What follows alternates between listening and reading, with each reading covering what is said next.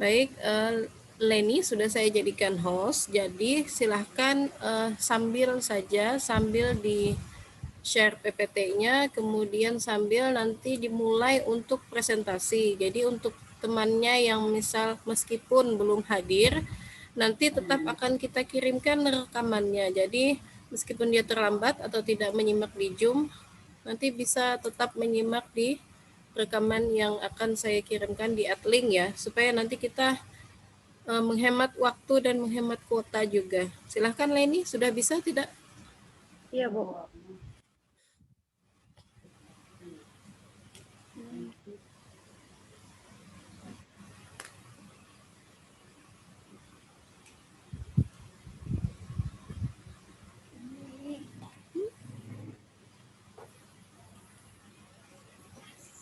Nah, lo pasti ayungku selalu jatuh.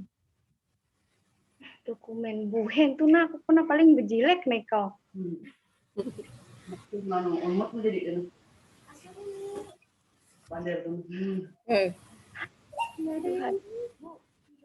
Mohon izin, Bu. Ya, silahkan. Ini kan kebetulan punya saya agak bermasalah. Filenya kan ada di WhatsApp, cuman ketika mau share screen itu filenya nggak ada gitu. Sudah dibuka belum filenya? Sudah ada di WhatsApp soalnya. Sudah di-download? Sudah, Bu. Cuman ketika mau share screen itu filenya nggak ada di WhatsApp. Ini share screen-nya dari laptop atau dari HP Leni? Dari HP, Bu. Oh, saya tidak terlalu paham kalau dari HP. Yang lain ada pengalaman yang sama tidak? Kalau yang dari HP gimana? Saya tidak pernah share dari HP soalnya. Bu. Tadi Leni ada ngirim.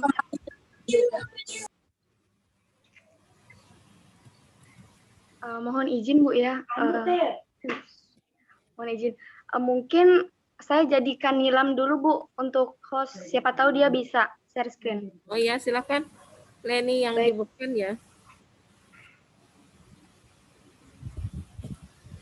Mariam.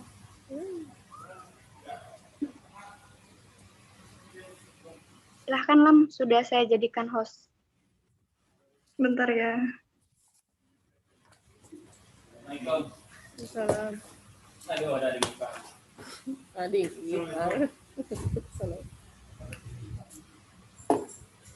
Di mana kelihatan? Sudah. Ya, sudah muncul. Silakan.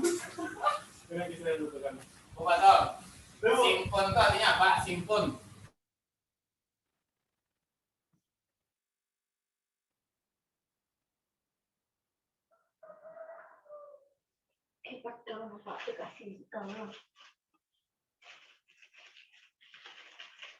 Silakan. Assalamualaikum. Ya. Assalamualaikum warahmatullahi wabarakatuh. Selamat pagi teman-teman. Perkenalkan, nama saya Lia Puspita Ningrum dan teman saya Leni Astuti. Di sini kami dari kelompok 8 ingin mempresentasikan yang berjudul Ruang Lingkup Ilmu Kesehatan. Baik, langsung saja untuk memaparkan materi teman saya Leni Astuti. Baik, sebelumnya saya ucapkan terima kasih atas waktunya. Jadi di sini saya akan memaparkan materi kami dari kelompok 8, yaitu tentang ruang lingkup kesehatan. Lanjut slide pertama.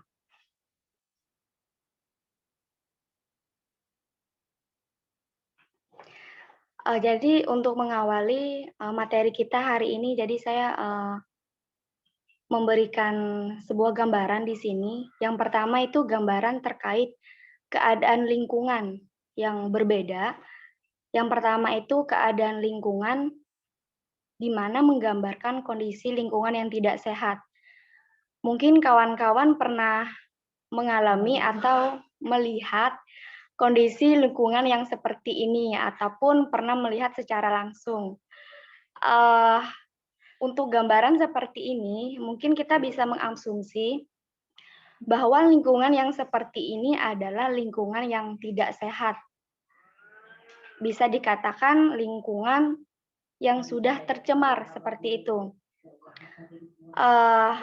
Dan mungkin untuk kita yang berada di lingkungan seperti ini menjadikan kita menjadi merasa tidak nyaman. Nah, baik itu dari udaranya, air maupun dari tanah. Dan kenapa saya berbicara pencemaran air, pencemaran lingkungan itu berasal dari udara, tanah, dan air? Karena di udara kita menghirup udara segar, yaitu oksigen. Makanya kita perlu membutuhkan yang namanya udara. Kemudian tanah. Tanah adalah tempat yang mana terjadinya tempat pembuangan sampah yang berserakan. Nah, dari itu sehingga tergenang air dan segala macam itu akan menimbulkan dampak yang merugikan bagi manusia itu sendiri. Kemudian untuk air, seperti yang kita ketahui bahwa air itu merupakan sumber kehidupan bagi manusia. Bisa dibayangkan jika air tercemar, bagaimana manusia itu hidup seperti itu. Makanya, menjaga lingkungan itu sangat penting dalam keberlangsungan hidup manusia. Kemudian di sini yang kedua, kesadaran masyarakat dalam menjaga lingkungan. Nah, dalam menjaga lingkungan yang menggambarkan di sini adalah bagaimana kita untuk meningkatkan kesadaran masyarakat. Yang paling penting di situ adalah berawal dari diri kita sendiri. Sebenarnya kesadaran masyarakat di sini adalah meliputi sebagian kecil dari kita sendiri. Dari kita sendiri untuk melakukan berbagai aktivitas yang mana dapat menjaga lingkungan kita agar tetap selalu bersih seperti itu. Misalnya dari kita membuang sampah pada tempatnya, pembersihan lingkungan secara rutin. Kemudian lanjut slide ketiga. Nah, jadi di sini ada kemas kesehatan masyarakat. Nah, jadi poin yang pertama itu ada promotif. Promotif di sini yaitu peningkatan kesehatan masyarakat. Ini tujuannya buat apa sih promotif ini diadakan? Nah, jadi tujuan dari promotif ini adalah dari sebagai contoh di sini mereka yaitu untuk pembangunan kesehatan. Jadi, semua aktivitas dilakukan di puskesmas tersebut atau di pembangunan kesehatan yang telah dibangun pada setiap desa maupun daerah tertentu, khususnya di daerah yang terpencil. Nah, jadi tujuan dari promotif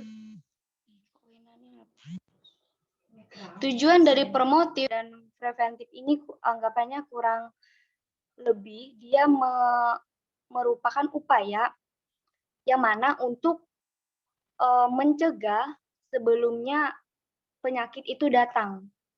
Seperti itu. Promotif ini adalah menciptakan perilaku kesehatan di dalam masyarakat itu tersebut. Sedangkan preventif dia mencegah. Artinya dari promotif ini tadi lanjut ke preventif itu langsung ke tindakan. Misalkan contohnya, misalkan di promotif itu penyuluhan tentang kebersihan gigi dan mulut. Terus di preventifnya itu langsung tindakan, mereka langsung mempraktekkan bagaimana sih cara menggosok gigi yang benar, menjaga mulut agar bersih, agar tetap sehat, seperti itu. Kemudian lanjut.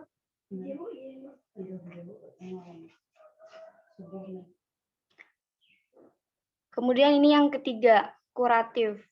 Nah, di sini ada gambar. Ini adalah salah satu pengobatan yang diberikan atau yang dilakukan di pelayanan kesehatan di dalam masyarakat itu sendiri. Nah, jadi maksudnya di pengobatan di sini ialah bahwa pengobatan yang dilakukan kepada pasien ataupun kita yang terkena penyakit itu dilakukan pengobatan atau perawatan. Nah, jadi anggapannya di sini dia misalkan saya sedang sakit perut. Nah, itu kan pengobatannya kita harus minum obat seperti itu. Nah, contohnya kurang lebih seperti itu. Dan contoh yang kedua juga bisa, misalkan ada anak baru lahir, nah itu dan pengobatannya itu tentang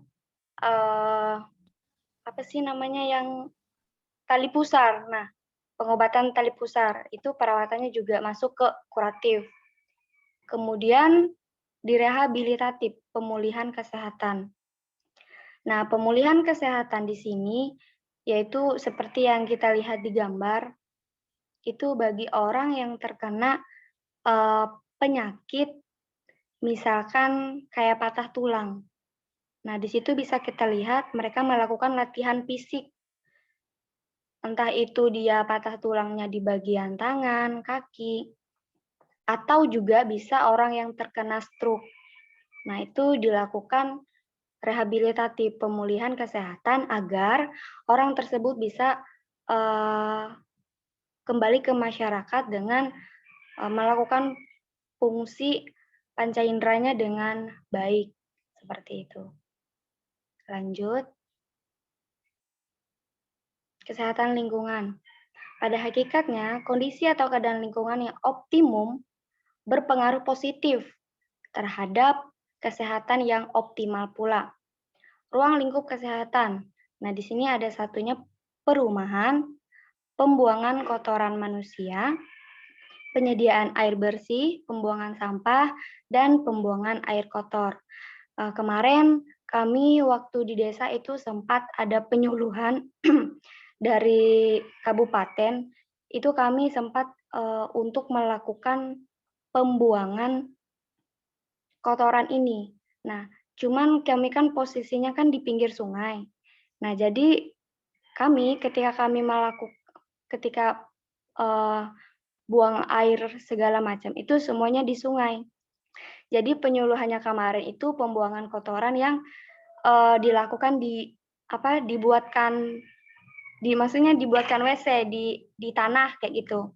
Supaya untuk mengurangi kotoran yang masuk ke air ini tadi. Soalnya untuk air ini kami juga memakai sebagian untuk mandi seperti itu. Cuman sekarang masih belum terrealisasikan untuk yang pembuangan kotoran ini. Saya ambil salah satu contohnya seperti itu. Dan penyediaan air bersih dan sampai sekarang masih ada sebagian masyarakat yang masih menggunakan air tersebut untuk mencuci baju, bahkan masih ada yang untuk memasak kayak gitu. Kemudian pembuangan sampah. Pembuangan sampah ini saya ambil contohnya di ruang lingkup saya saja ya, di sekitar saya, bahwa pentingnya pembuangan sampah ini karena ketika kita di pinggiran sungai, itu posisinya kita langsung membuang sampah tersebut di sungai tersebut. Karena posisinya di tempat kami itu untuk TPA, tempat pembuangan akhir itu memang tidak ada seperti itu. Jadi kesadaran masyarakat itu masih kurang dalam hal menjaga lingkungan seperti itu. Kemudian pembuangan air kotor, air limbah, baik itu dari hasil cucian, hasil segala macam aktivitas rumah tangga yang dilakukan oleh masyarakat itu sendiri. Semuanya itu larinya ke sungai tersebut. Itu mungkin bisa dikatakan bahwa lingkungan masih kurang baik seperti itu. Itu memang juga antara lingkungan dan masyarakat juga harus saling mendukung. meskipun lingkungan kita mendukung, kalau kesadaran dari kita sendiri itu kurang, tetap lingkungan nanti yang akan menjadi dampaknya, akan menjadi hancur. Hancurnya lingkungan ini juga akan berdampak ke manusia itu sendiri. Makanya antara kesehatan lingkungan dan masyarakat ini saling mempengaruhi satu sama lain. Makanya pentingnya kita menjaga kesehatan atau kebersihan lingkungan dari kita sendiri. Selanjutnya baru bisa diterapkan di masyarakat ataupun di lingkungan kita. Mungkin itu saja yang dapat saya sampaikan. Akhir kata saya ucapkan terima kasih dan saya kembalikan ke moderator.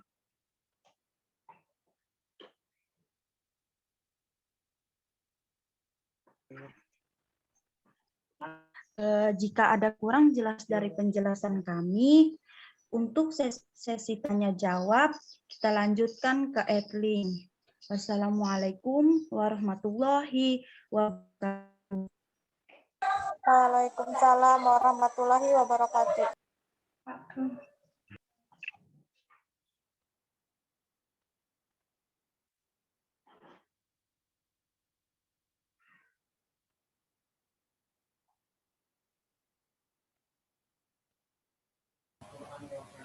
Baik, terima kasih kepada kelompoknya Leni dan juga Lia yang sudah menyajikan materinya.